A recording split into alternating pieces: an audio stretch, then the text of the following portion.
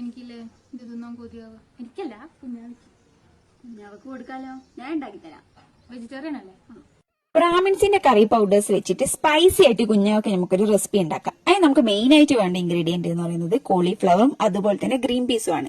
കോളിഫ്ലവറിന്റെ അകത്ത് ബ്രാഹ്മിൻസിന്റെ പൗഡേഴ്സ് ആയ ഗരം മസാല, മഞ്ഞപ്പൊടി, മുളക് പൊടി ഇത് മിക്സ് ചെയ്തതിനു ശേഷം നമുക്കൊരു ഫ്രൈ പാനിലിട്ട് അത് ഫ്രൈ ചെയ്തെടുക്കാം.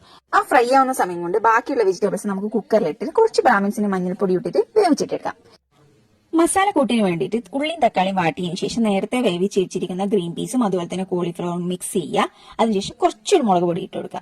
ഇപ്പൊ നമ്മുടെ കയ്യിൽ പൊറോട്ട മാത്രമേ ഉള്ളൂ. അപ്പൊ നമ്മൾ പൊറോട്ട സ്ലൈസ് ആയിട്ട് അരിഞ്ഞിട്ട് അതിനുശേഷം മിക്സിയിലേക്ക് നന്നായിട്ട് ഫ്രൈ ആക്കി കൊടുക്കുക. ഇത് സിമ്പിൾ ആയിട്ട് നമുക്ക് വീട്ടിൽ ഉണ്ടാക്കാൻ പറ്റുന്ന വെജ് പൊറോട്ട, അതായത് കൊത്തു പൊറോട്ട എന്ന് പറയാം. അപ്പൊ നമുക്ക് പാർക്കുട്ടിക്ക് കൊടുക്കാം. ബ്രാഹ്മിൻ സ്പൈസസ് ഫുഡിന് എക്സ്ട്രാ ഫ്ലേവറും ടേസ്റ്റും നൽകുന്നു. അതുപോലെ തന്നെ ഫാസ്റ്റ് ഫുഡിനെ സൂപ്പർ ഫുഡാക്കി മാറ്റാൻ ബ്രാഹ്മിൻ കറി പൗഡർ ധാരാളം. ഇനി ഇന്നത്തെ ഫാസ്റ്റ് ഫുഡിന്റെ സൂപ്പർ ഫുഡ് റെസിപ്പി അതും കമന്റിടാൻ മറക്കരുത്.